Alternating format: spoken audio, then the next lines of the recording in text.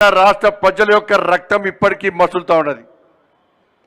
మగవాళ్ళని కట్టేసి ఆడవాళ్లను వాళ్ళ బిడ్డలను అర్ధనగ్నంగా ఉంచి వాళ్ళ మానభంగాలు చేసి హిందువుల ఇండ్ల మీద దాడి చేసి హిందువుల ఆస్తులను దోసుకొని బలవంతంగా మత మార్పులు చేసి మతం మార్చుకోకుంటే పన్నుల మీద పన్నులు విధించి ఇవాళ ఏ విధంగా ఉర్దూ తెలుగు మాట్లాడేయకుండా తెలుగు మాట్లాడితే వేధిస్తూ ఉర్దూను మన మీద రుద్ది ఏ విధంగా అరాచకాలకు పాల్పడ్డారో ఇవాళ మనందరం ఎప్పుడు కూడా మర్చిపోలేం. ఇవాళ పరకాలలో జాతీయ జెండా ఎగిరేసినందుకు ఇవాళ 1500 మంది వీరుల యొక్క ప్రాణాలను ఇలా బలిగొన్నటువంటి నిజాం అకృత్యాలను మనం మర్చిపోం. జలియన్ వాలియాబాగ్ ఘటనను ప్రపంచవ్యాప్తంగా చూపెట్టిన చరిత్రకారులు ఇవాళ తెలంగాణ రాష్ట్రంలో అనేక జలియన్ వాలియాబాగులు ఇలా గుండ్రాంపల్లి కానీ వీర బైరాన్పల్లి కానీ 1000 ఊడల మరి కానీ పర్కార్ సంఘటన కానీ ఇట్లా తెలంగాణ రాష్ట్రంలో ప్రతి గ్రామంలో నిజాం నిరంకుశ పాలనను భరించినటువంటి సందర్భం ఉంది. ఇవాళ ప్రతి గ్రామం కూడా నిజాం నిరంకుశ పాలనను ఎదిరించిన సందర్భం కూడా ఉన్నప్పుడు కూడా ఇవాళ జలియన్ వాలియాబాగ్ను చరిత్రకు చూపెట్టి ప్రపంచాన్ని చూపెట్టి తప్ప ఇవాళ తెలంగాణ చరిత్రను తెలంగాణలో జరుగుతున్న అకృత్యాలను ఈ వీర పోరాటాలను ప్రపంచానికి చూపించకపోవడం నిజంగా దారుణమైన విషయం. ఇవాళ ఈ సందర్భంగా ఈ పోరాటాలను ఎప్పుడు మర్చిపోవద్దు. ఈ పోరాటాలను భావితరాలకు చూపెట్టాలని చెప్పి ఇలా భారతీయ జనతా పార్టీ ప్రభుత్వం ఈరోజు ముందుకు వచ్చిన విషయం గుర్తుంచుకోవాలి. ఆనాడు సర్దార్ వల్లభాయ్ పటేల్ ఈ తెలంగాణ రాష్ట్రానికి స్వాతంత్ర్యం రాకుంటే ఈ తెలంగాణ రాష్ట్రాన్ని స్వతంత్ర రాజ్యాంగంగా ఉంటే భారత మాత కడుపులో క్యాన్సర్ గడ్డ ఉన్నట్టే అని భావించి ఇలా నిజాం మెడలు వంచి ఈ తెలంగాణ రాష్ట్రానికి విముక్తి కల్పించిన వీరుడు చూడు సర్దార్ వల్లభాయ్ పటేల్. తెలంగాణ సమాజం ఆలోచించాలి. ఆ రోజు తెలంగాణకు సర్దార్ పటేల్ విముక్తి కల్పించకుంటే ఇవాళ మన స్వతంత్ర రాజ్యాంగాన ఉంటే ముస్లిం రాజ్యాంగాన ఉంటే ఇవాళ పాకిస్తాన్ లో కలిస్తే ఇవాళ మనది మరో పాకిస్తాన్, మరో బంగ్లాదేశ్, మరో శ్రీలంక లెక్క ఆకలి చావులతో అల్లకల్లోలమయ్యే పరిస్థితిని ఒక్కసారి తెలంగాణ సమాజం గుర్తించాలి. అందుకే సర్దార్ వల్లభాయ్ పటేల్ యొక్క ఈ త్యాగాన్ని గుర్తించి వారి యొక్క వీరత్వాన్ని గుర్తించి వారి ధైర్య సాహసాన్ని గుర్తించి ఈ తెలంగాణ రాష్ట్రంలో సర్దార్ పటేల్ యొక్క చరిత్రను తెలంగాణ సమాజానికి చూపెట్టడానికే ఇలా కేంద్రంలోని నరేంద్ర మోడీ గారి ప్రభుత్వం ముందుకు వస్తున్న విషయాన్ని మనం గుర్తుంచుకోవాల్సిన అవసరం ఉంది. ఇవాళ నరేంద్ర మోడీ గారి యొక్క ఆదేశాల మేరకు అభినవ సర్దార్ పటేల్ కేంద్ర హోంశాఖ మంత్రులు శ్రీ అమిత్ షా గారు ఈ తెలంగాణ రాష్ట్ర పోరాట చరిత్రను తెరమరుగు కావద్దు, భావితరాలకు స్ఫూర్తిదాయకంగా ఉండాలి, ఇది వీరోచిత పోరాట చరిత్ర అని భావించి ఇవాళ తెలంగాణ విమోచన దినోత్సవాన్ని ఈ తెలంగాణ రాష్ట్ర పాలకులు అధికారికంగా నిర్వహించకపోయినా కూడా ఇవాళ అమిత్ షా గారి నేతృత్వంలో ఇవాళ తెలంగాణ రాష్ట్రంలో ఇవాళ తెలంగాణ విమోచన దినోత్సవాన్ని కేంద్ర ప్రభుత్వం అధికారికంగా నిర్వహించడానికి గెజిట్ ను ప్రకటించి ఇవాళ కేంద్రంలో భారతీయ జనతా పార్టీ ప్రభుత్వం ఏర్పడిన తర్వాత ఈ తెలంగాణ విమోచన దినోత్సవాన్ని అధికారికంగా జరుపుతున్న విషయాన్ని మనం గుర్తుంచుకోవాలి. తెలంగాణ సమాజం గుర్తుంచుకోవాలి. తెలంగాణ విమోచన దినోత్సవం అంటే ఈ తెలంగాణ విమోచన నిర్వహించుకునే అర్హత కేవలం భారతీయ జనతా పార్టీకి మాత్రమే ఉందన్న విషయాన్ని గుర్తుంచుకోవాలి. 26 సంవత్సరాలుగా ఈ తెలంగాణ రాష్ట్రంలో తెలంగాణ విమోచన దినోత్సవాన్ని అధికారికంగా జరపాలని చెప్పి భారతీయ జనతా పార్టీ కార్యకర్తలు అనేక మంది ఇలా పర్యాటకంలో జెండా ఎగరడానికి కలెక్టరేట్ లో జెండా ఎగరడానికి ప్రయత్నిస్తే ఈ తెలంగాణ రాష్ట్రంలో ఉమ్మడి ఆంధ్రప్రదేశ్ లో కూడా పాలకులు భారతీయ జనతా పార్టీ కార్యకర్తలు లాఠీ చార్జ్ చేసి కాళ్ళు చేతులు విరగొట్టి రక్తాన్ని చిందించిన కార్యకర్తలు భారతీయ జనతా పార్టీ కార్యకర్తలు. ఆనాడు మహారాష్ట్ర గవర్నర్ విద్యాసాగర్ గారు, బీజేపీ నేత విద్యాసాగర్ గారు తెలంగాణ విమోచన దినోత్సవాన్ని పాలకులు అధికారికంగా జరపాలని చెప్పి డిమాండ్ చేసినప్పుడు కూడా ఆనాటి పాలకులు కానీ నేటి పాలకులు కానీ తెలంగాణ విమోచన దినోత్సవాన్ని అధికారికంగా జరపబోవడం ఎంత మూర్ఖత్వం ఆలోచించండి.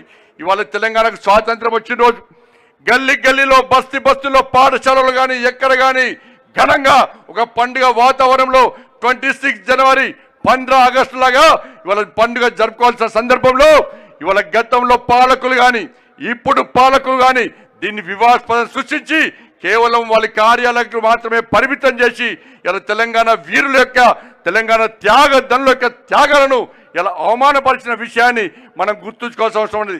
అందుకే నరేంద్ర మోడీ గారి ప్రభుత్వం శ్రీ అమిత్ షా గారి నేతృత్వంలో ఎట్టి పరిస్థితుల్లో తెలంగాణ చరిత్రను తెరమరుగు చేయం, తెలంగాణ చరిత్ర శాశ్వతంగా ఉండాలి, భావితరాలకు స్ఫూర్తిగా ఉండాలి. ఇది మరో జలియన్ వాలాబాగ్ సంఘటన. అందుకే మేము అధికారికంగా నిర్వహిస్తామని చెప్పి వాళ్ళ దాన్ని చూపెట్టిన ఘనత వాళ్ళ నరేంద్ర మోడీ గారి ప్రభుత్వం. కాబట్టి తెలంగాణ సమాజం ఆలోచించాలి. ఈ పాలకులకు కుతంత్రాలను తెలంగాణ సమాజం ఆలోచించాలి. పాలకులు సమాధానం చెప్పాలి. తెలంగాణ విమోచన దినోత్సవాన్ని అధికారికంగా జరపడంలో మీకు ఉన్న ఇబ్బందులన్నీ ఓటు బ్యాంక్ పాలిటిక్స్, ఒక వర్గం ఒకటి కోసం ఈ రోజు తెలంగాణ విమోచన దినోత్సవాన్ని వివాదాస్పదంగా చేస్తున్న విషయాన్ని తెలంగాణ సమాజం ఆలోచించాలి. అందుకే ఈరోజు భారతీయ జనతా పార్టీ ప్రభుత్వం, నరేంద్ర మోడీ గారి ప్రభుత్వం ఈ తెలంగాణ విమోచన దినోత్సవాన్ని అధికారికంగా జరుపుతున్న సందర్భంలో తెలంగాణ రాష్ట్ర ప్రజల తరపున శ్రీ నరేంద్ర మోడీ గారికి, శ్రీ అమిత్ షా గారికి హృదయపూర్వక కృతజ్ఞతలు తెలియజేస్తూ తప్పకుండా ఈ తెలంగాణ రాష్ట్రంలో భారతీయ జనతా పార్టీ అధికారంలోకి వచ్చిన వెంటనే గల్లీ గల్లీలో, బస్తీలో, వాడలో తెలంగాణ విమోచన దినోత్సవాన్ని 15 ఆగస్టు 26 జనవరి లాగా నిర్వహించడానికి సిద్ధంగా ఉందని ఈ సందర్భంగా తెలియజేస్తూ మీ అందరికీ తెలంగాణ విమోచన దినోత్సవ శుభాకాంక్షలు తెలియజేస్తూ, మరోవైపు విశ్వకర్మ జయంతి ఇవాళ బ్రహ్మ యొక్క సనాతన మహాపురుషుడు యొక్క మానస పుత్రుడు, దాంతోపాటు దేవతల యొక్క భవనాలను, రాజధానులను సృష్టించినటువంటి మహనీయుడు, మహాపురుషుడు, ద్వారకా నగరాన్ని సృష్టించినటువంటి వీరుడు, మహాపురుషుడు. ఇవాళ ఇంజనీర్స్, కర్షకులు, కార్మికులే కాకుండా ప్రతి హిందువు ఒక ఘనమైన పండుగగా భావించేటువంటి విశ్వకర్మ జయంతి.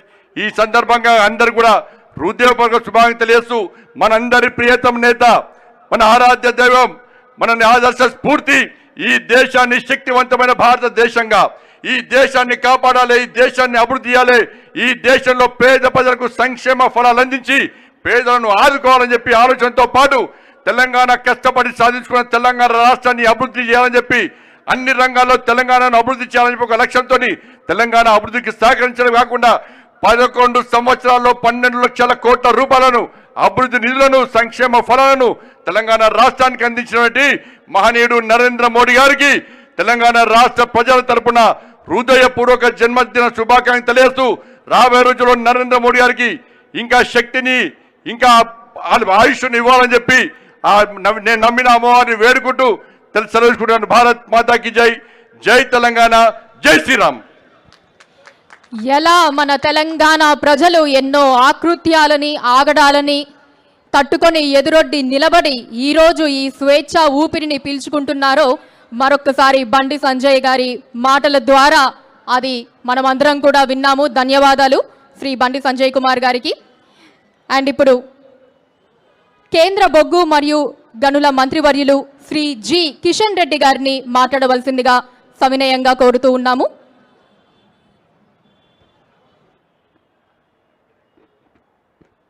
భారత్ మాతాకి. ఈరోజు తెలంగాణ విమోచన దినోత్సవం, హైదరాబాద్ లిబరేషన్ డే, హైదరాబాద్ ముక్తి దివస్. ఈ కార్యక్రమానికి ముఖ్య అతిథులుగా 1948 సెప్టెంబర్ 17 ఏ అయితే ఆర్మీ నిజాం ప్రభుత్వం మీద యుద్ధం ప్రకటించి ట్యాంకుల ద్వారా విజయవాడ నుంచి, నాగపూర్ నుంచి, బాంబే నుంచి 3 దిక్కులుగా ఈ యొక్క నిజాం రాజ్యమైనటువంటి హైదరాబాద్ సంస్థానం మీద ఇక్కడ ఉండేటువంటి ప్రజల రక్షణ కోసం ఆర్మీ ఏ రకంగా వచ్చిందో, ఆర్మీకి సంబంధించినటువంటి రక్షణ శాఖ మంత్రి ఈరోజు రాజ్నాథ్ సింగ్ గారు ముఖ్య అతిథిగా ఈరోజు రావడము చాలా సంతోషమని సందర్భంగా మనవి చేస్తా ఉన్నాను. అదేవిధంగా సాంస్కృతిక శాఖ, పర్యాటక శాఖ నేతృత్వంలో ఈరోజు ఈ కార్యక్రమం నిర్వహిస్తూ ఉన్నాము.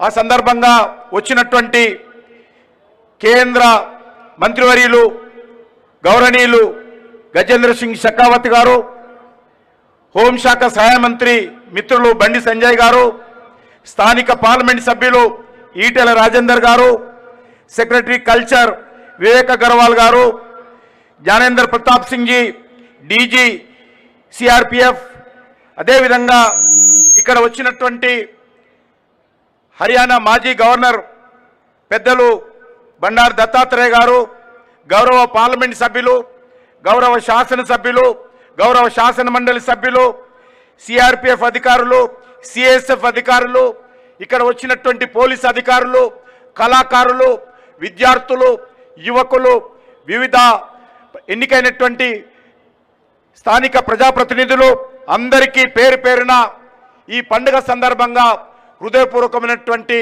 ధన్యవాదాలు, కృతజ్ఞతలు, శుభాకాంక్షలు తెలియజేస్తా ఉన్నాను. మనకందరికీ తెలుసు,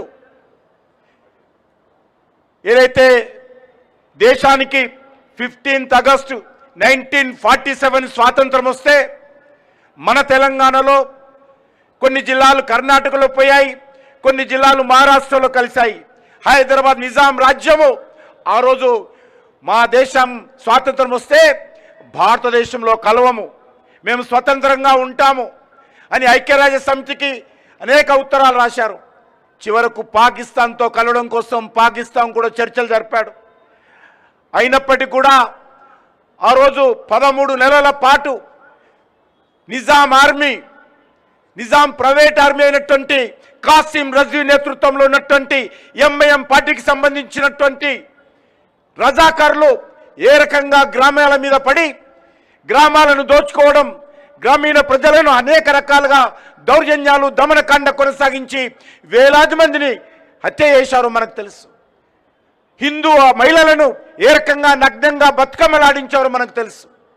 అటువంటి దౌర్జన్యకాండ జరుగుతున్నప్పుడు 13 నెలల తర్వాత 1948 ఇదే రోజు సెప్టెంబర్ 17కు సర్దార్ వల్లభాయ్ పటేల్ చొరవతో భారత సైన్యము నిజాం యొక్క రాజ్యం మీద, హైదరాబాద్ సంస్థానం మీద యుద్ధం ప్రకటించి మరి ఆ రోజు మనకు ఈ ప్రాంతంలో 3 రంగుల జెండా ఎగరేశారు.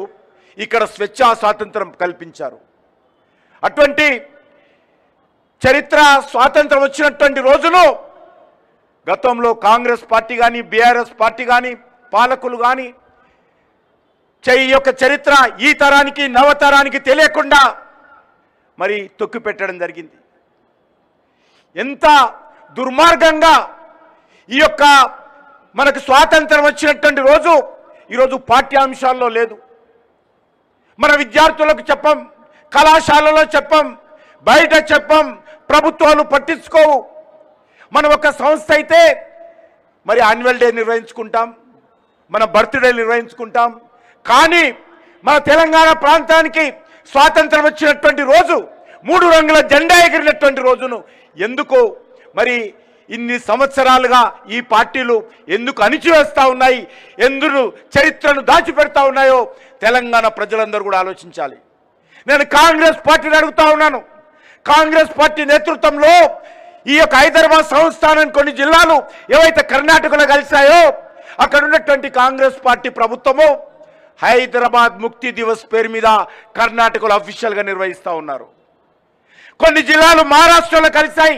ఈ హైదరాబాద్ సంస్థానంలో ఉన్న జిల్లాలు అక్కడ ఉన్నటువంటి కాంగ్రెస్ పార్టీ ప్రభుత్వము హైదరాబాద్ ముక్తి దివస్ పేరు మీద మహారాష్ట్రలో నిర్వహిస్తూ ఉన్నారు.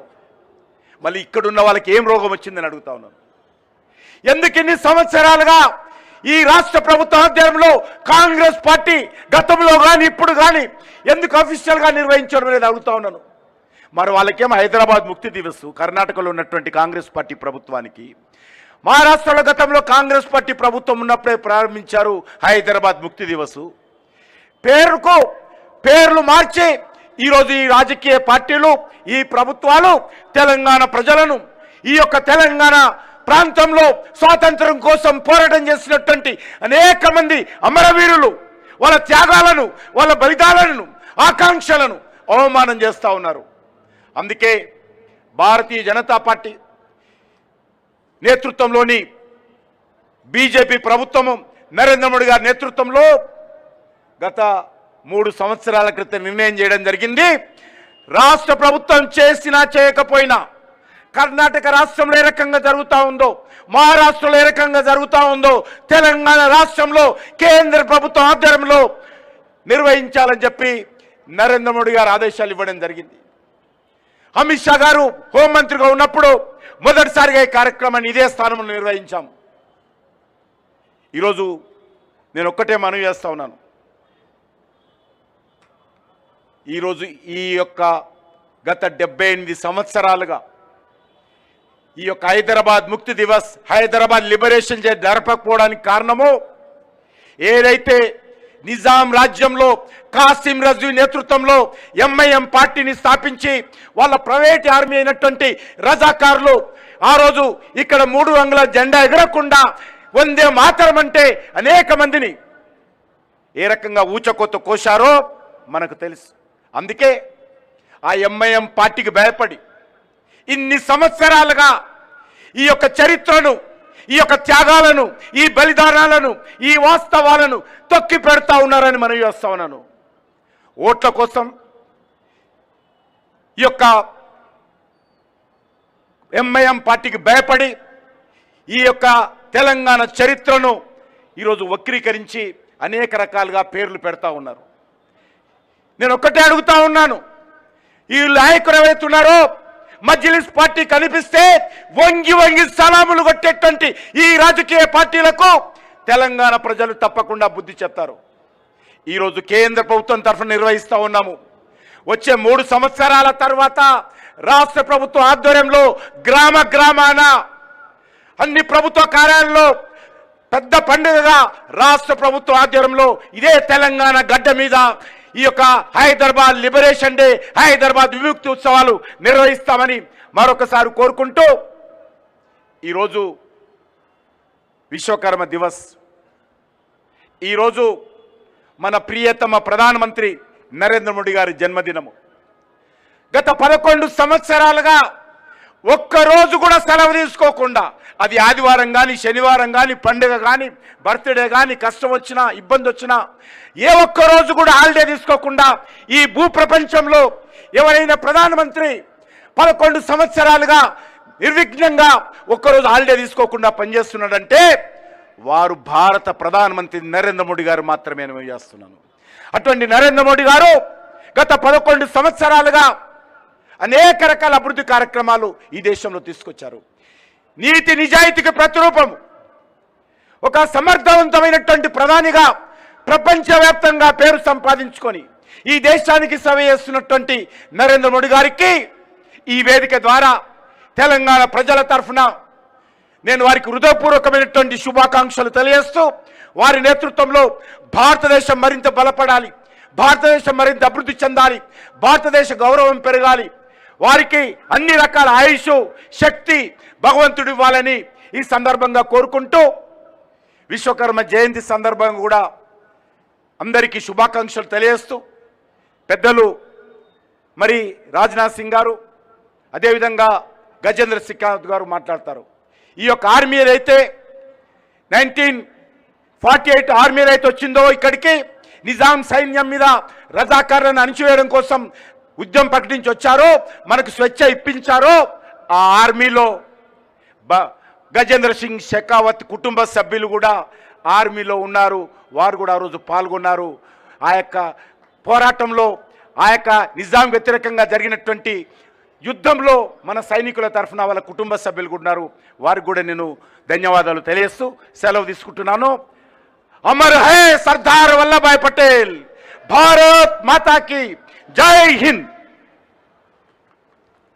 धन्यवाद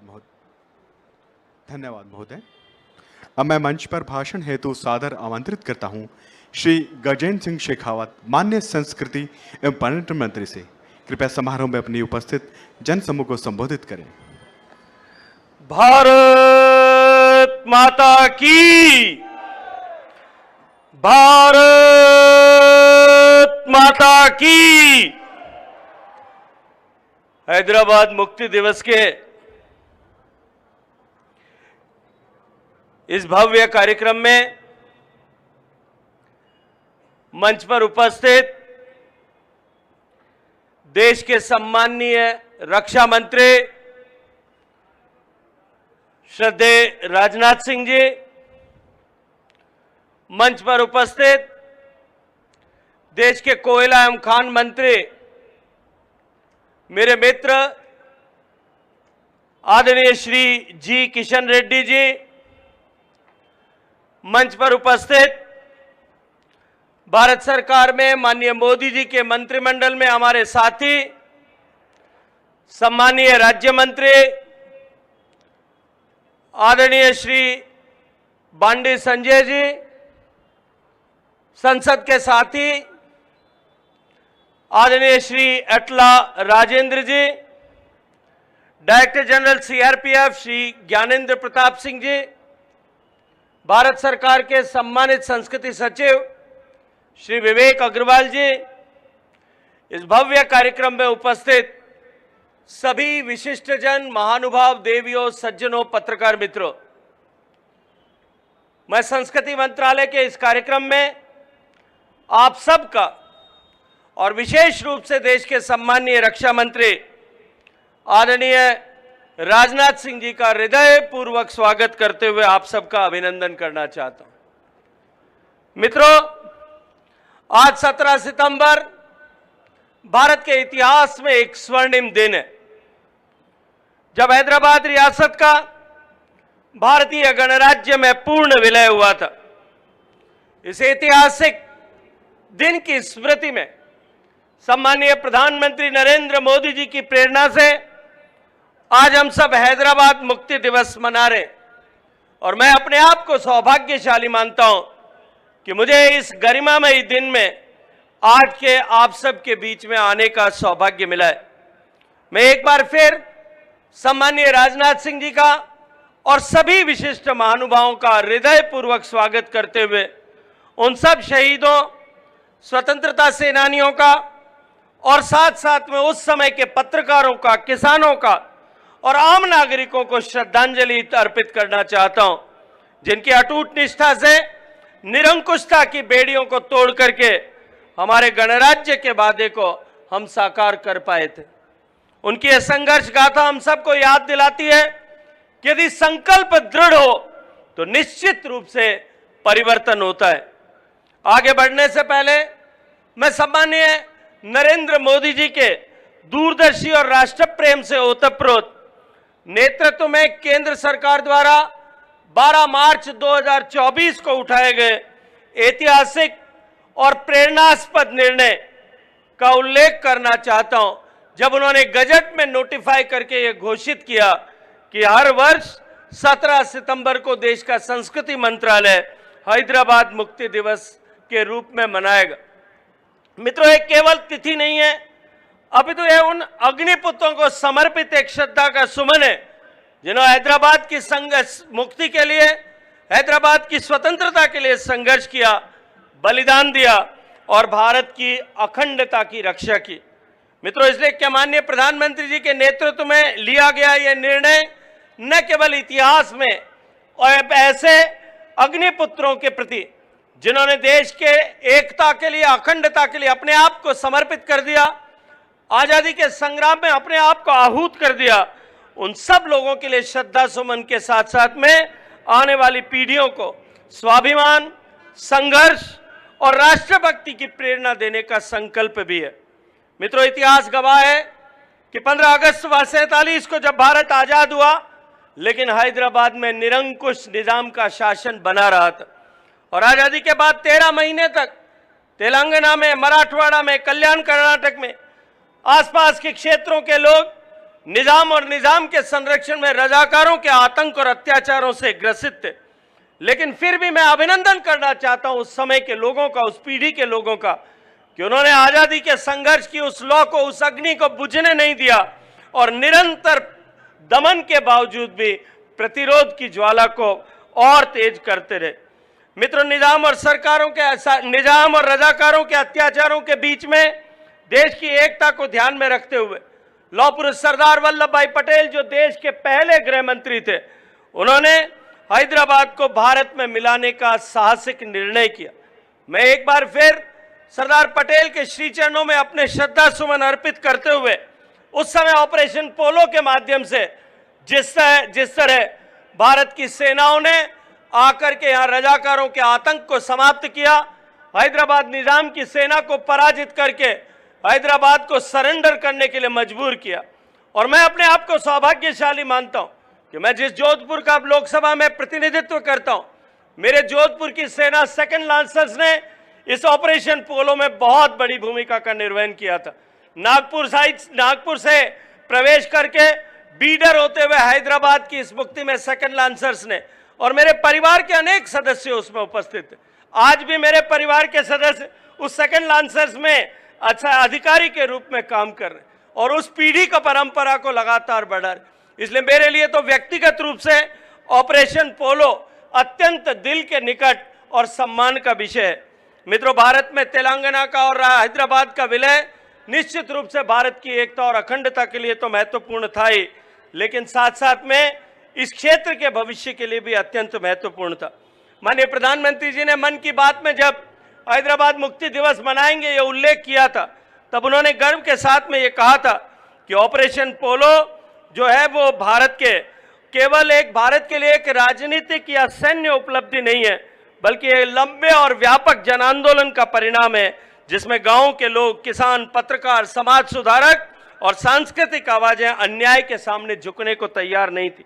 ये संघर्ष केवल राजनीतिक नहीं था, माननीय प्रधानमंत्री जी ने कहा, बल्कि ये सामाजिक, आर्थिक और सांस्कृतिक स्तर पर भी ये संघर्ष चल रहा था। जिन लोगों ने उस समय में तिरंगा फहराने का साहस दिखाया था, जिन लोगों ने सच बोलने की कीमत चुकाई थी और जिनकी कविता, गीतों और लोक स्मृतियों को आशा की लौ जलाने में कामयाबी मिली थी, ये उनका योगदान कभी नहीं भुलाया जाना चाहिए।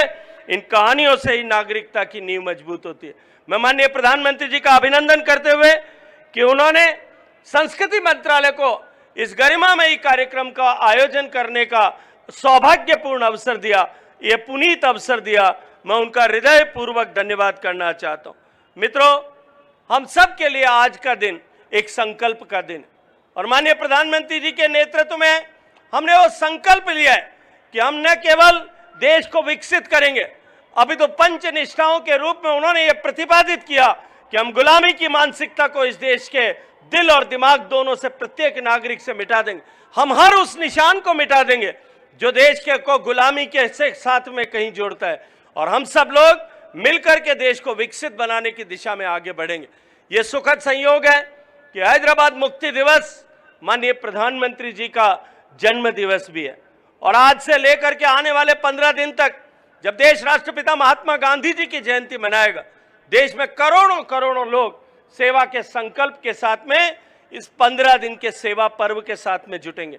मैं आप सबको इस सेवा पर्व और इस मंच से माननीय प्रधानमंत्री जी को, हम सब के नेतृत्वकर्ता, हम सब के मार्गदर्शक, हम सब के नेता माननीय प्रधानमंत्री जी को हृदयपूर्वक जन्मदिन की बधाई देते हुए एक बार फिर सम्माननीय रक्षा मंत्री जी का हृदयपूर्वक धन्यवाद करता हूं, उनका अभिनंदन करता हूं कि उन्होंने समय दिया।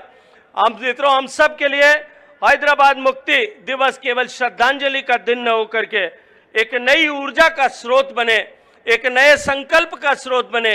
हम सबको ये याद दिलाए कि आजादी हमको इसलिए मिल पाई थी कि हमने एक साथ खड़े होकर के हमने अंग्रेज सत्ता को चुनौती देकर उसको पराभूत करने के संकल्प के साथ काम किया। आज ठीक वैसा ही समय जब हमारा देश विकसित होने की दिशा में आगे बढ़ रहा, माननीय प्रधानमंत्री जी के साथ, उनके निर्णय के साथ, उनके मार्गदर्शन में, उनके आह्वान पर सबका साथ, सबका विकास, सबका विश्वास, सबका प्रयास, इस मंत्र के साथ में जब हम जुटे तो निश्चित रूप से भारत विकसित होगा। और इस अमृत वेला में, अमृत काल में, आज जब इस अमृत काल की समाप्ति के साथ जब देश आजादी का शताब्दी वर्ष मनाएगा, हम 140 करोड़ भारतीयों के संकल्प के साथ, उनके प्रयास के साथ, उनके प्रयत्न के साथ, उनके पुरुषार्थ के साथ आगे बढ़ते हुए विकसित होंगे। हम सब के मन में यह संकल्प और दृढ़ हो। सरदार पटेल को श्रद्धांजलि व्यक्त करते हुए आप सबको हैदराबाद मुक्ति दिवस की हृदयपूर्वक बधाई देते हुए आप सबका धन्यवाद करता हूं।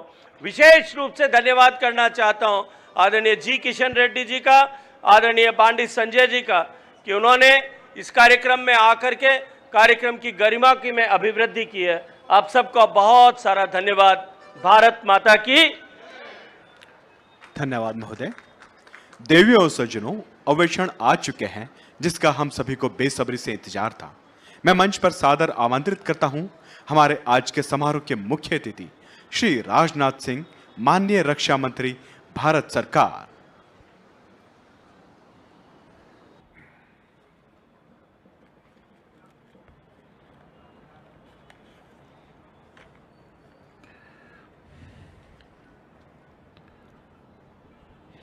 बोलिए भारत माता की, भारत माता की। सरदार वल्लभ भाई पटेल, सरदार वल्लभ भाई पटेल हमारे भारत सरकार के संस्कृति एवं पर्यटन मंत्री श्रीमान गजेंद्र सिंह जी शेखावत, भारत सरकार के कोयला एवं खनन मंत्री श्री जी किशन जी रेड्डी, भारत सरकार में गृह राज्य मंत्री श्री बांदी संजय कुमार जी, यहाँ के सांसद, लोकप्रिय सांसद श्री एतला राजेंद्र जी, सचिव संस्कृति विभाग भारत सरकार श्री विवेक अग्रवाल, महानिदेशक सीआरपीएफ श्री ज्ञानेंद्र प्रताप सिंह एवं यहाँ मौजूद हमारे सीएपीएफ के सभी बहादुर जवानों एवं अधिकारीगण, भाइयों एवं बहनों, जोहार तेलंगाना, अंदर की नमस्कारम। मेरे बहनों भाइयों, सबसे पहले मैं आप सभी को और समस्त देशवासियों को हैदराबाद लिबरेशन डे की हार्दिक बधाई देता हूं। आज का यह दिन भारतीय इतिहास का एक गौरवशाली अध्याय है। साथियों, आज के अवसर पर मैं भारत के पहले होम मिनिस्टर और देश के लौह पुरुष सरदार वल्लभ भाई पटेल की स्मृति को भी शीश झुकाकर नमन करता हूं, जिन्होंने भारत को एकता के सूत्र में बांधा एवं देश की अखंडता को सुनिश्चित किया है। साथ ही मेरे साथियों, विशेष रूप से सीएपीएफ सेना के जवान और इस भव्य और शानदार समारोह में जो उपस्थित हैं हमारे सीएपीएफ के जवान और हमारे पूर्व सेना के अधिकारी और सीएपीएफ के अधिकारी, सबको मैं हार्दिक बधाई देता हूं। आपने इस आयोजन को सफल बनाने में जो योगदान दिया है, जो आपने मेहनत की है, मैं तहे दिल उसकी भूरी भूरी प्रशंसा करता हूं। मेरे साथियों, आज ही के इस आयोजन में संस्कृत के रंगों से जुड़ने के लिए सारे कलाकारों को और उनकी पूरी टीम को तहे दिल में हार्दिक बधाई देता हूं। साथियों, और यह दिवस 17 सितंबर एक धूमधाम के साथ हैदराबाद मुक्ति दिवस के रूप में मनाने का निर्णय जो हमारे यशस्वी प्रधानमंत्री श्री नरेंद्र मोदी ने लिया है, उन नरेंद्र मोदी जी का भी मैं अभिनंदन करता हूं। और आप जानते हैं आज उनका जन्मदिन है, इसलिए मैं अपनी तरफ से, आप सभी की तरफ से उनको मैं हार्दिक बधाई देता हूं। साथियों, आज का यह दिन भारतीय इतिहास में एक बड़े ही महत्वपूर्ण माइलस्टोन यानी मील के पत्थर के रूप में जाना जाता है। हम जिस हैदराबाद लिबरेशन डे की स्मृति को ताज़ा करने के लिए आज यहाँ एकत्रित हुए हैं, वह हमारे इतिहास का एक बहुत ही निर्णायक और गौरवपूर्ण अध्याय है। साथियों, इसकी आज शायद कल्पना करना भी यह मुश्किल होगा कि भारत तो अगस्त 1947 में आज़ाद हो गया था, मगर भारत के नॉर्थ और साउथ को जोड़ने वाला एक बड़ा इलाका हैदराबाद यह भारत का हिस्सा नहीं था। यानी आज़ाद होने के बावजूद भारत एक न होकर कई टुकड़ों में बटा हुआ था। यह एक ऐसी स्थिति थी जिसमें भारत की एकता और अखंडता दोनों हमेशा खतरे में रहने वाली थी। ऐसे में भारत के आयरन मैन माने जाने वाले सरदार वल्लभ भाई पटेल ने जो किया वह आज हमारे इतिहास में सुनहरे अक्षरों में दर्ज है। साथियों, 1947 में भारत ने जब आज़ादी हासिल की तब हमारे सामने अनगणित चुनौतियां खड़ी थीं। विभाजन की त्रासदी थी, सांप्रदायिक दंगे हो रहे थे, रिफ्यूजी क्राइसिस थी, संसाधनों की कमी थी और अंग्रेजी हुकूमत से मिली जर्जर प्रशासनिक व्यवस्था थी। इन सब के बीच सबसे बड़ी चुनौती थी 565 रियासतों का भारत में विलय। यह कार्य असंभव सा था। जब भारत ने आज़ादी हासिल की थी तो देश बिखरा हुआ था। सैकड़ों रियासतें थीं, सैकड़ों राज्य महाराज नवाब थे। उन सभी की बहुत अलग अलग मांगें भी थीं। कई तो अपना खुद का देश भी चाहते थे। भारत की एकता पर सवालिया निशान लगे हुए थे। ऐसे समय में लौह पुरुष सरदार वल्लभ भाई पटेल ने सूझबूझ, साहस, दूरदृष्टि, अद्वितीय नेतृत्व और संकल्प के साथ असंभव काम को संभव करके दिखाया था। साथियों, रियासतों का भारत में उन्होंने विलय कराया। भारत को उन्होंने एकता प्रदान की। एक सूत्र में पिरोकर अखंड भारत की नींव यदि रखी थी तो हमारे सरदार वल्लभ भाई पटेल ने रखी थी। स्वतंत्रता के लगभग 12 वर्ष बाद डॉक्टर राजेंद्र प्रसाद जी ने लिखा था, भारत के पूर्व राष्ट्रपति ने, कि यदि आज भारत एक है तो यह बहुत हद तक सरदार पटेल की स्टेटमैनशिप और प्रशासनिक क्षमता के कारण ही यह संभव हो पाया है। गांधी जी का मानना था कि रियासतों की समस्या इतनी कठिन थी कि इसे केवल सरदार पटेल ही सुलझा सकते थे। महात्मा गांधी ने लिखा था, the problem of the state is so difficult that you alone can solve it. Sardar Vallabh bhai Patel के प्रति महात्मा गांधी का इतना बड़ा विश्वास था। गांधी जी का आकलन अंततोगत्वा सही साबित हुआ। सरदार पटेल ने राजनैतिक परिपक्वता और कुशल रणनीति के बल पर रियासतों को शांति से भारत में मिला लिया। भारत और भारत के लोग सदैव सरदार पटेल जी के ऋणी रहेंगे। मेरे बहनों भाइयों, यह मैं विश्वास के साथ कह सकता हूं। साथियों, पर हैदराबाद के मामले में आप जानते हैं बातचीत पूरी तरह से विफल हो गई थी। निजाम ने स्टैंड स्टिल एग्रीमेंट तक का सम्मान नहीं किया। तब सरदार पटेल ने निजाम को दिखा दिया कि शास्त्र नीति के साथ भारत शस्त्र नीति को भी जानता है।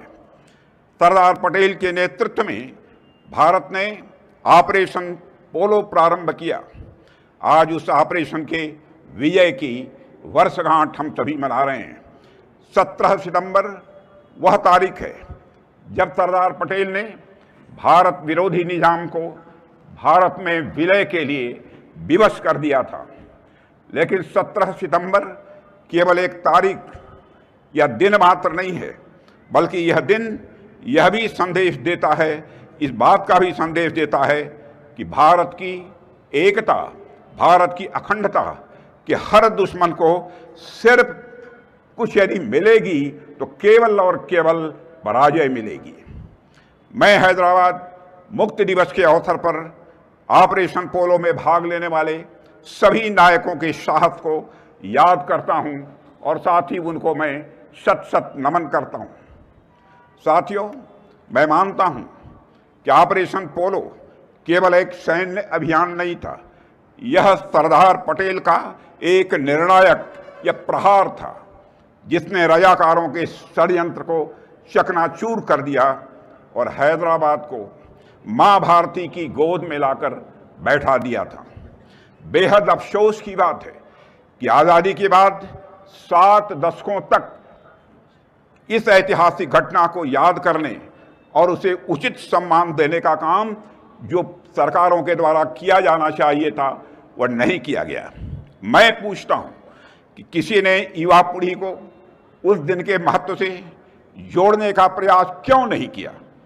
क्योंकि पिछली सरकारें अपनी तुष्टीकरण की नीतियों में फंसी रहीं और डर के कारण इस दिन को मनाने से भी लगातार वह बचती रही हैं।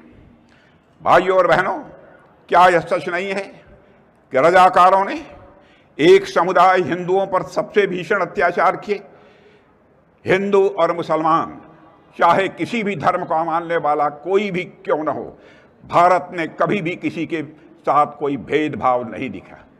हमारे देश के ऋषि और मनीषियों ने सारे विश्व को यही संदेश दिया है कि यत् पिंडे तत् ब्रह्मांडे, जो पिंड में है वही ब्रह्मांड में है, जो जड़ में है वही चेतन में है, जो छोटे में है वही बड़े में है, जो सूक्ष्म में है वही विवर्त में है, जो मेरे में है वही तेरे में है।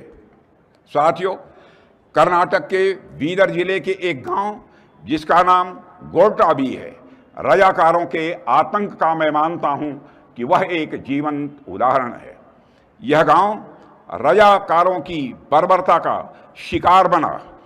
वहां 200 से अधिक हिंदुओं को कतार में खड़ा करके पूरी निर्ममता से मौत के घाट उतार दिया गया। गांव की बहनों और माताओं की अस्मिता को तार तार किया गया। लूटपाट और हिंसा का तांडव हुआ।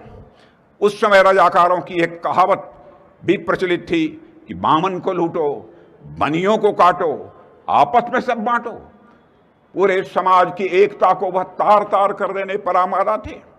रजाकार किसी भी सभ्य जीवन के मूल्यों के खिलाफ लगातार वह खड़े थे। मैं कहना चाहता हूं मेरे बहनों भाइयों, रजाकारों का आतंक लगभग पहलगाम के आतंक के समान ही था, जहां लोगों से धर्म पूछकर उन्हें मारा गया। पहलगाम में हुआ आतंकी हमला भी रजाकारों की तरह भारत के सामाजिक सौहार्द पर एक करारा प्रहार था मेरे बहनों भाइयों। लेकिन जैसे 1948 में रजाकारों की साजिश पटेल की लौह इच्छा शक्ति के आगे ढह गई थी, वैसे ही आज भी पाकिस्तान प्रायोजित आतंकवाद और उसके एजेंट भी असफल हुए हैं। भारत ने इस हमले का करारा जवाब दिया है।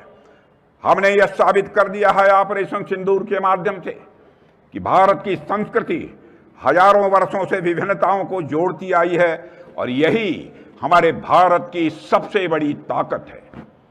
मैं स्पष्ट कहना चाहता हूं मेरे बहनों भाइयों कि जब हम रजाकारों की बात करते हैं तो हमारा आशय किसी समुदाय के लोगों से नहीं है, क्योंकि 21 अगस्त 1948 को यह उर्दू दैनिक इमरोज के संपादक पत्रकार सुएबुल्लाह खान ने निजाम से भारत में विलय की मांग का समर्थन किया तो रजाकारों ने उनके भी हाथ काट डाले थे मुस्लिम होने के बावजूद, और उन पर गोलियां भी दागी थी। अगले ही दिन उनकी मौत हो गई। यह घटना इस बात का प्रमाण है मेरे साथियों कि रजाकार केवल हिंदुओं के ही नहीं बल्कि भारत समर्थक हर आवाज के वह दुश्मन थे। इसलिए जब हम रजाकारों की बात करते हैं तो हमारा मतलब उस सोच से है जो भारत की आत्मा के खिलाफ है, जो सर्वधर्म समभाव के विचार को नहीं मानती है। मेरे बहनों भाइयों, हैदराबाद के मामले में जब रजाकारों का सरगना कासिम रिजवी दिल्ली में सरदार पटेल से मिला तो उसने कहा, हम आखिरी दम तक लड़ेंगे और मर जाएंगे पर भारत से किसी भी सूरत में नहीं जुड़ेंगे। तो सरदार पटेल ने शांत स्वर में उत्तर दिया, मैं आपको आत्महत्या करने से कैसे रोक सकता हूं। संदेश साफ था। साथियों, भारत किसी भी कीमत पर हैदराबाद को अलग नहीं होने देगा। और जब कासिम रिजवी ने यह तक कह दिया था कि अगर भारत हैदराबाद में आया तो 1.5 करोड़ हिंदुओं की केवल हड्डियां और राख मिलेगी, तब सरदार पटेल ने दो टूक कहा, यदि यही निजाम और उसके सलाहकारों की मानसिकता है तो समझ लीजिए कि उनका भविष्य और उनकी रियासत दोनों विनाश के कगार पर है। यह दृढ़ इच्छा शक्ति सरदार वल्लभ भाई पटेल की थी। साथियों, निजाम सिर्फ भारत के खिलाफ नहीं था, वह लोकतंत्र की भावना के भी खिलाफ था। सोचिए, 85% हिंदू बहुल राज्य हैदराबाद पाकिस्तान में विलय के बारे में कैसे सोच सकता था। पर निजाम को अपनी जनता की कोई परवाह नहीं थी। इतना ही नहीं, भारत के खिलाफ खड़े होने के लिए निजाम ने पाकिस्तान को 20 करोड़ रुपए की मदद भी भेजी थी। लेकिन हमारे सरदार वल्लभ भाई पटेल ने घमंडी निजाम, उसके कुटिल सलाहकारों और उसकी खूनी रजाकार सेना को घुटनों पर लाकर खड़ा कर दिया था। हार के बाद निजाम को भारत में विलय करना पड़ा, रजाकारों से उन्हें नाता तोड़ना पड़ा, संयुक्त राष्ट्र संघ में की गई शिकायत उन्हें वापस लेनी पड़ी और लोकतांत्रिक व्यवस्था अंततः उन्हें स्वीकार करनी पड़ी थी। काश उसने यह सब कुछ कुछ महीने पहले कर लिया होता तो उसे हैदराबाद के हिंदुओं की सद्भावना और भारत के मुसलमानों की कृतज्ञता दोनों निश्चित रूप से प्राप्त होती। साथियों, निजाम खुद को हिज एग्जॉल्टेड हाइनेस कहलवाना पसंद करता था। जब ऑपरेशन पोलो के बाद पटेल पहली बार हैदराबाद पहुंचे तो मुस्कुराकर अपने सहयोगी से उन्होंने कहा था, so his exhausted highness is here, so his exhausted highness is here, यानी जो अपने को महान मानता था, सरदार पटेल की निर्णायक कार्रवाई के बाद थक कर, टूट कर और हार मानकर खड़ा था सामने। उस दौर की एक तस्वीर आज भी इतिहास के पन्नों में दर्ज है। हैदराबाद एयरपोर्ट पर हाथ जोड़कर सरदार वल्लभ भाई पटेल का स्वागत करता हुआ निजाम और निजाम फोल्डेड हैंड के साथ पटेल का स्वागत करने आया तो सरदार ने भारतीय परंपरा के अनुरूप उसे नमस्ते कहकर उसका जवाब दिया था। साथियों, यही था पटेल का व्यक्तित्व, लोहे जैसी दृढ़ता और जीत के बाद भी उदारता। यह उनके व्यक्तित्व की एक बहुत बड़ी विशेषता थी।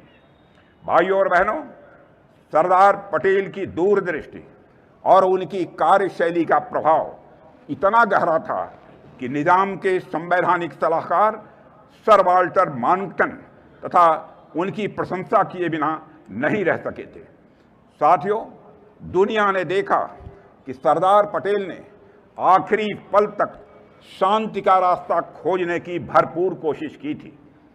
कार्रवाई करने पर मजबूर भी हुए थे तो इस तरह के सांप्रदायिक दंगे न हों और अमन चैन कायम रहे, यही था उनके नेतृत्व का जादू, जिसमें शांति की चाह थी और भारत की एकता का दृढ़ संकल्प भी था। इसलिए सरदार पटेल लौह पुरुष ही नहीं बल्कि शांति और अखंडता के सबसे सशक्त प्रतीक भी रहे हैं। मेरे साथियों, आज भी देश में रजाकारों को के हमदर्द मौजूद हैं और मैं साफ कहना चाहता हूं, यही हमारी सबसे बड़े दुश्मन हैं। पर हम दृढ़ संकल्पित हैं कि इस सोच, इस विचारधारा और इस मानसिकता को भारत से पूरी तरह से समाप्त करके ही हम दम लेंगे। भारत की अखंडता और एकता से बड़ा कोई दूसरा मूल्य नहीं है। जो लोग धर्म, क्षेत्र, जाति और भाषा के नाम पर भारत को बांटना चाहते हैं, उन्हें मैं याद दिलाना चाहता हूं, जब ऑपरेशन पोलो हुआ था तब हमारे वीर सैनिकों ने बिना किसी जाति, धर्म या मजहब की परवाह किए भारत की अखंडता की उन्होंने रक्षा की थी। हवलदार बचित्तर सिंह पंजाब के वीर सपूत थे, जिन्होंने भारत की एकता के लिए अपने प्राणों की आहुति दी। वह पहले भारतीय थे जिन्हें अशोक चक्र से सम्मानित किया गया था। उनका बलिदान, मेरे साथियों, हमें याद दिलाता है कि भारत की एकता किसी एक क्षेत्र, किसी एक धर्म या किसी एक व्यक्ति की देन नहीं, बल्कि हर भारतीय के रक्त, पसीने की आहूत से वह सिंचित है। मेरे साथियों, निजाम दुनिया के सबसे धनी व्यक्तियों में से एक था।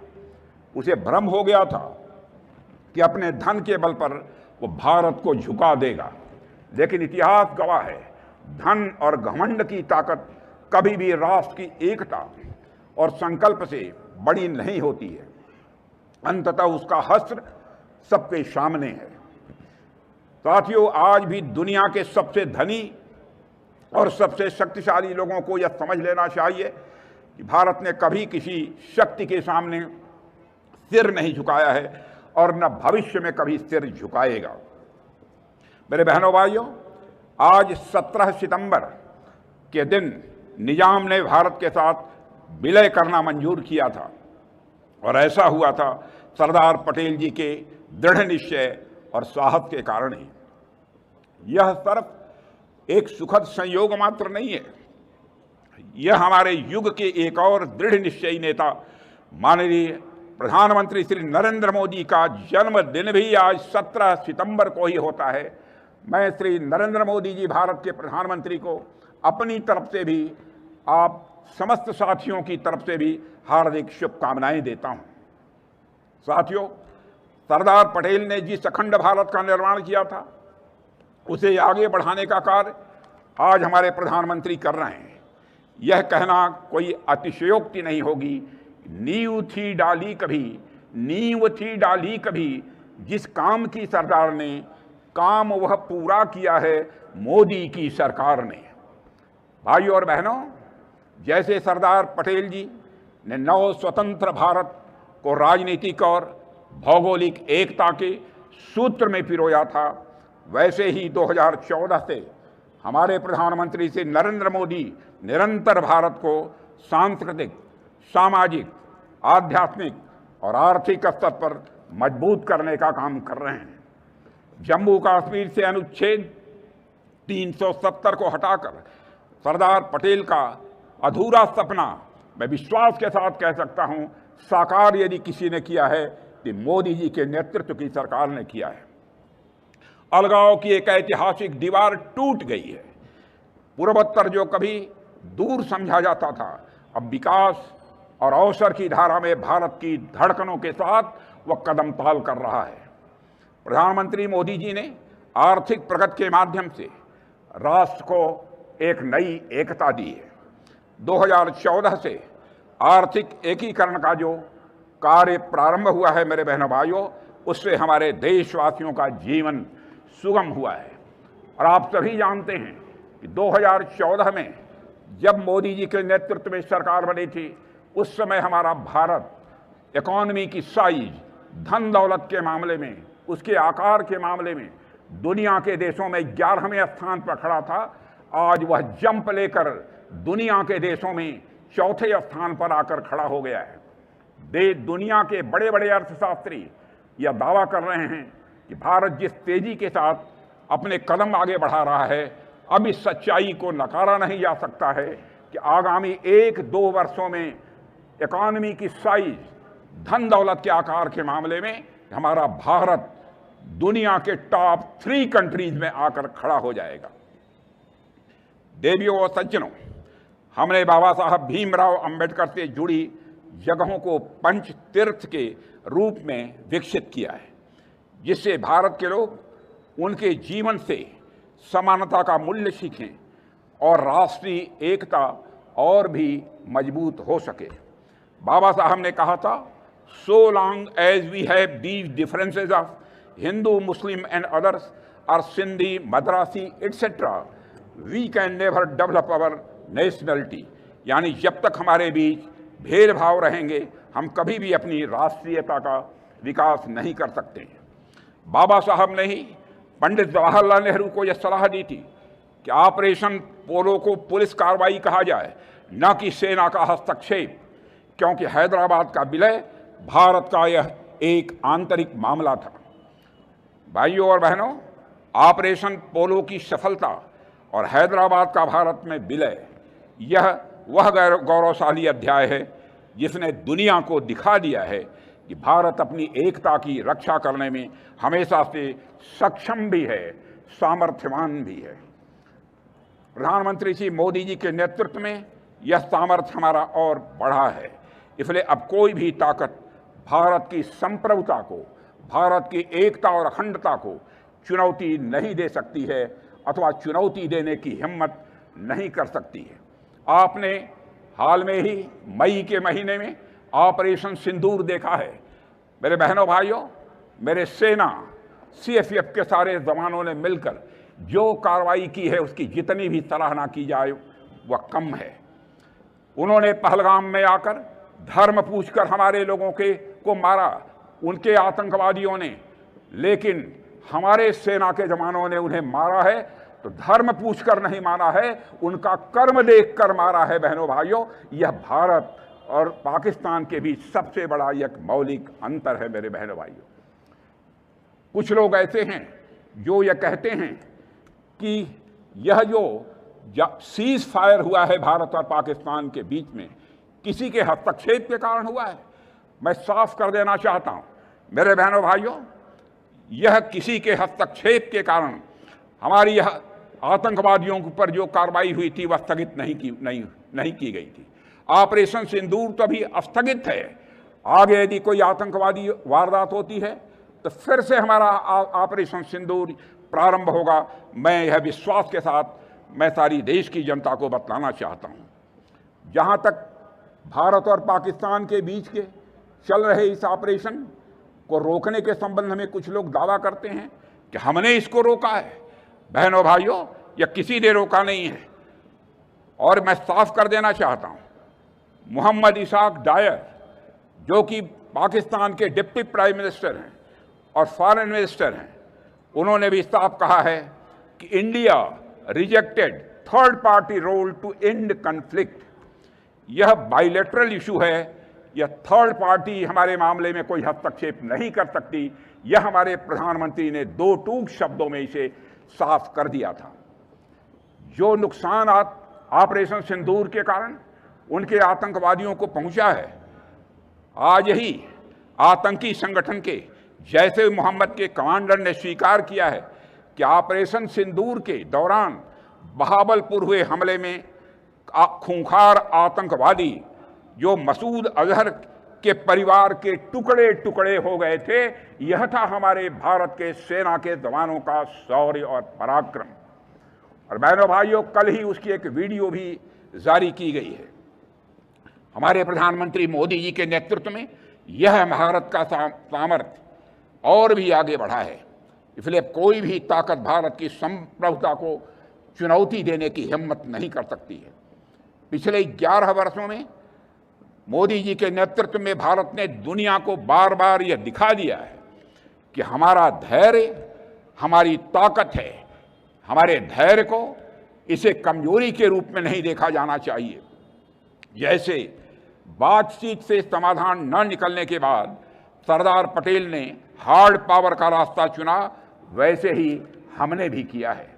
2016 की सर्जिकल स्ट्राइक हो, 2019 का बालाकोट एयर स्ट्राइक हो या 2025 का ऑपरेशन सिंदूर, मेरे साथियों, भारत ने यह साबित कर दिया है कि जो लोग बातचीत, शांति और सद्भावना की भाषा नहीं समझते हैं, उन्हें हम उसी भाषा में जवाब देना जानते हैं जिसे वह समझते हैं। आज का भारत केवल बातचीत के टेबल पर नहीं बल्कि दुश्मन की आंखों में आंख डालकर जवाब देने में पूरी तरह से सक्षम है। यही है नया भारत। धैर्यवान भी है भारत, नया भारत, बलवान भी है नया भारत और सामर्थ्यवान भी है हमारा यह नया भारत। साथियों, सरदार पटेल हमेशा कहते थे, रियासतों का मुद्दा भारत का यह आंतरिक मामला है। इसमें किसी भी बाहरी तत्व की दखलंदाजी किसी भी सूरत में बर्दाश्त नहीं की जाएगी। उस समय भारत को नई आज़ादी हासिल हुई थी। देश बंटवारे के दर्द से उस समय जूझ रहा था, संसाधन कम थे। तब भी भारत ने किसी विदेशी ताकत को अपने मामलों में हस्तक्षेप नहीं करने दिया था। साथियों, तो आज का भारत तो बिल्कुल बदल चुका है। आज भारत दुनिया की तीसरे सबसे बड़ी अवस्था बनने के रास्ते पर है। तो फिर कोई भी देश यह कैसे सोच सकता है कि भारत के साथ वह टर्म्स डिक्टेटर बन सकता है। ऑपरेशन सिंदूर इसका सबसे बड़ा सबूत है। हमारी सशक्त सेनाओं ने ऑपरेशन सिंदूर से दुश्मन को घुटने टेकने पर मजबूर कर दिया और इसे तब स्थगित किया गया जब पाकिस्तान ने सीज फायर की बार बार मांग की, तब जाकर ऑपरेशन सिंदूर को स्थगित किया गया। और मैं स्पष्ट कर दूं, अभी यह ऑपरेशन स्थगित है, अभी समाप्त नहीं हुआ है, यह पॉज है, द एंड नहीं है। देवियों और सज्जनों, याद रखिए, आज का भारत किसी से डिक्टेशन नहीं लेता है। भारत अपनी स्क्रिप्ट वह खुद लिखता है, और आज भारत है एक ऐसे वर्ल्ड ऑर्डर की स्क्रिप्ट लिखने के लिए तैयार है जिसमें पूरी दुनिया हर्ष और स्वेच्छा से फॉलो करेगी, ऐसा मेरा पक्का विश्वास है।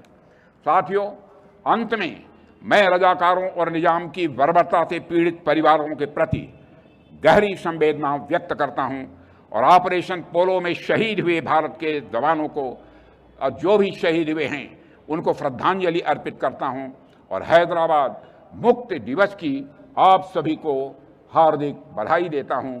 इन्हीं शब्दों के साथ आप सबको पुनः धन्यवाद देते हुए, और अपने सीएपीएफ के जवानों को मैं विशेष रूप से धन्यवाद देना चाहता हूं कि आज जिस तरीके का उनका प्रदर्शन रहा है, उसकी जितनी भी सराहना की जाए वह कम है। फिर से मैं सारे अपने सीएपीएफ के जवानों को अपनी हार्दिक शुभकामनाएं देते हुए, अपनी हार्दिक बधाई देते हुए निवेदन समाप्त करता हूं। आप सबको बहुत बहुत धन्यवाद। एक बार ऊंचे स्वर से मेरे बहनों भाइयों बोलिए, भारत माता की, भारत माता की, भारत माता की।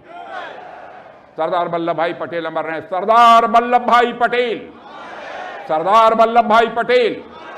बहुत बहुत धन्यवाद। धन्यवाद महोदय।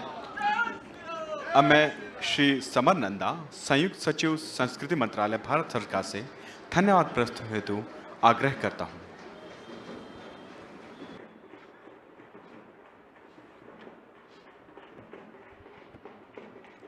मंचासीन माननीय मुख्य अतिथि श्री राजनाथ सिंह सर, माननीय गजेंद्र सिंह शेखावत जी, संस्कृति एवं पर्यटन मंत्री, माननीय श्री जी किशन रेड्डी जी, कोयला एवं खान मंत्री, माननीय श्री बांडी संजय कुमार जी, गृह राज्य मंत्री, श्री एटला राजेंद्र, माननीय सांसद मल्काजगिरी, श्री ज्ञानेंद्र प्रताप सिंह जी, महानिदेशक सीआरपीएफ, और माननीय विवेक अग्रवाल जी, सचिव संस्कृति मंत्रालय। सर, इस भवन पर्व पर 78वां हैदराबाद लिबरेशन डे में मैं संस्कृति मंत्रालय के तरफ से सर आपका आभार प्रकट करता हूं और धन्यवाद प्रकट करता हूं कि आपने आज हम सब के बीच में मौजूद रह के सबका सामर्थ्य बढ़ाया और सबका मनोबल बढ़ाया। सर, ये जो प्रस्तुति थी, इसमें जितने लोगों की ये उनको सबको मैं एक एक करके सर उनको भी धन्यवाद देना चाहता हूं। सर, सबसे पहले major general Ajay Mishra, Telangana and Andhra sub area army के, जिनके बदौलत हमको ये जगह मिली पैरेड कंडक्ट करने के लिए। सर, उसके बाद सीआरपीएफ जो कि सर बढ़ चढ़ के इसमें हिस्सा लिया, और हर साल की तरह सर इस बार 8 जो है इसमें पैरेड कंटिंजेंट जो है इसमें कंटिंजेंट थे, और 2 कंटिंजेंट सीआईएसएफ से थे सर, जिसमें 600-650 से ज़्यादा जो है सर जवान और ऑफिसर ने पार्टिसिपेट किया। उसके बाद sir south central zone cultural centre Nagpur के सर देख रेख में 850 सर जो यहाँ पे आपके सामने सर जो कलाकारों ने प्रस्तुति की, सर वो सब भी लोकल कलाकार हैं, और यहाँ पे काफ़ी सर मेहनत और उन्होंने जो है इसकी सर तैयारी करके आज सर ये भव्य सर एक समा सर बांधने की कोशिश किया है सर आपके सामने। उसके बाद सर हैदराबाद सिटी पुलिस के भी अशेष धन्यवाद, क्योंकि ट्रैफिक से लेके सारा सर जो श्रृंखला परिस्थिति है वो उन्होंने सर इसकी भी सर अच्छे से उसकी देखरेख किया है। सर, एक शब्द जो एक इनफैक्ट सरदार पटेल साहब ने लिखे थे सर, बोले थे हैदराबाद के बारे में, उन्होंने बोले थे कि the safety and security of India depends on the complete integration of all its parts. Sir, ये था जिसके चलते आगे सर हमने देखा और हम सब सर माननीयों से इसके बारे में सुने कि किस तरीके से ये हैदराबाद लिबरेशन डे और हुआ 17 सितंबर 1948 को। सर, आप इसके बाद एक जो है सर अवलोकन करेंगे, एक एग्जीबिशन भी सर इसका बना हुआ है सर, जिसमें INB मंत्रालय की तरफ से सर वो बना हुआ है सर, वहाँ पे भी जाएंगे। सर और एक चीज़ है सर आखिर में सर मैं सर स्पेशली जो है माननीय संस्कृति मंत्री और संस्कृति सचिव का सर आभार व्यक्त करना चाहता हूं, क्योंकि इन्होंने सर अभिभावक की तरह सारा चीज़ इस पे कैसे क्या चीज़ होगा सर, इसकी पूरी प्लानिंग और इसको पूरा किससे अच्छे तरीके से हम एग्जीक्यूट करेंगे सर, इसकी पूरी सर ये लिया हुआ है। और सर आखिर में सर रश्मि रथी का सर एक जो है 4 शब्द के साथ में इसको सर खत्म करना चाहूँगा सर। सर वसुधा का नेता कौन हुआ, भूखंड विजेता कौन हुआ, अतुलित यश क्रेता कौन हुआ, नवधर्म प्रणेता कौन हुआ, जिसने न कभी आराम किया विघ्नों में रहकर नाम किया। सर ये जो लाइनें हैं सर ये आज के दिन में हम सर माननीय पटेल जी को सर समर्पित करते हैं। सर इसी के साथ सर अशेष धन्यवाद सर।